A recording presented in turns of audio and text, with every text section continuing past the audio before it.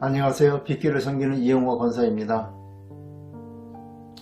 갈라디아 6장 7절 말씀에 사람이 무엇을 심든지 그대로 거두리라고 하였습니다. 시편 126편 6절 말씀에는 눈물을 흘리며 씨를 뿌리는 자는 기쁨으로 거두리로다. 울며 씨를 뿌리는 자는 반드시 기쁨으로 그 곡식단을 가지고 돌아온다라고 노래했습니다. 저는 해마다 봄이 되면 약 300평 정도의 텃밭에 밭을 갈고 각종 씨앗을 뿌리는데 뿌릴 때마다 이 말씀의 은혜를 받습니다. 밭을 갈고 씨앗을 뿌리면서 많은 수확을 기대하고 정성을 다하는데 만약 저에게 수확에 대한 희망이 없다면 씨를 뿌리는 수고는 하지 않을 것입니다. 곡식을 심고 물을 주고 약을 칠 때마다 하나님께 기도합니다. 이 곡식에 물이 닿고 약이 닿는 곳마다 병충해를 이기고 잘 자라 이 곡식을 먹는 사람들에게 기쁨이 되기를 기도드립니다. 곡식이 날 때 되면 곡식보다 풀이 더 먼저 나오는데 풀은 관리를 안 해도 너무나 잘 자라납니다.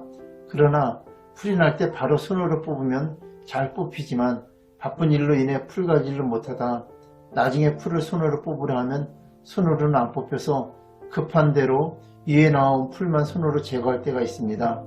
당장 겉으로는 보기는 좋지만 시간이 지나고 보면 그 밑에 뿌리는 더 깊이 박혀 더 무성한 풀이 나는 것을 봅니다. 그때는 홈이나 갱이가 필요할 정도로 뽑기가 힘이 듭니다. 풀을 뽑으면서 느끼는 것은 우리의 죄도 마찬가지겠다는 생각이 듭니다. 우리의 죄를 바로 하나님 앞에 나아가 고하고 예배로, 말씀으로, 기도로 회개하면 되는데 바쁘다는 핑계로 말씀을 멀리하고 기도 생활을 하지 못할 때 내 마음속의 죄는 더욱 뿌리 깊어 갑니다. 우리의 죄를 용서받기 위해 교회에 나와 예배 드리지만 우리가 교회에 나와 예배만 드린다고 죄가 다 사해져지는 것은 아니라는 생각입니다.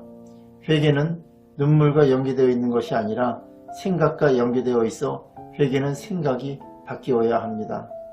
만약에 어떤 사람에게 심하게 화를 내어놓고 화를 낸 것을 잘못되었다고 용서해달라고 하고 또 같은 일을 반복한다면 회개한 것이 아니라는 것입니다. 교회에 나와서 지난주에도 주님의 뜻대로 살지 못해서 용서해 주세요 라고 기도는 하지만 생각을 바꾸지 않으면서 용서만 빈다면 용서가 되겠습니까? 그러한 생각들이 예수와 함께 죽어야만 된다고 생각합니다.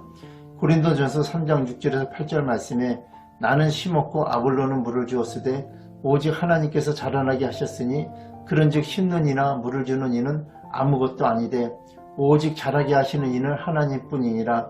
심는 이와 물 주는 이는 한 가지 이나 각각 자기 일한 대로 자기의 상을 받는다고 말씀하셨습니다. 우리가 심고 물을 주면 하나님은 자라게 하십니다. 자라게 하는 것은 하나님 외에 누구도 할 수 없는 일입니다. 약을 친다고 다 잘 자라는 것이 아니라는 것입니다. 본문 말씀에 복음을 전해준 바울이나 복음을 성장케 한 아볼로는 다 훌륭합니다. 이들이 없이는 복음을 전해지지 않았을 것입니다. 이들이 심고 물을 주지 않았다면 하나님도 하실 일이 없을 것입니다. 우리가 심고 물을 줄 때까지 하나님은 가만히 계십니다. 우리가 심고 물을 주면 하나님은 그때부터 바빠지십니다. 그때부터 우리가 물을 심고 물을 준 것을 자라게 하십니다.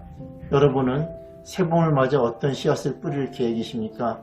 복음의 씨앗, 성김의 씨앗, 우리 교회의 비전인 백천만의 씨앗 등 온갖 좋은 씨앗들을 좋은 땅에 뿌리시기 바랍니다. 그리고 그 밭을 기름지게 갖고 나가시기 바랍니다.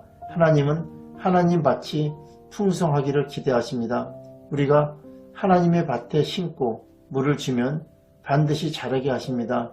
우리가 하나님의 교회에 사람을 데리고 오면 하나님은 반드시 자라게 하십니다.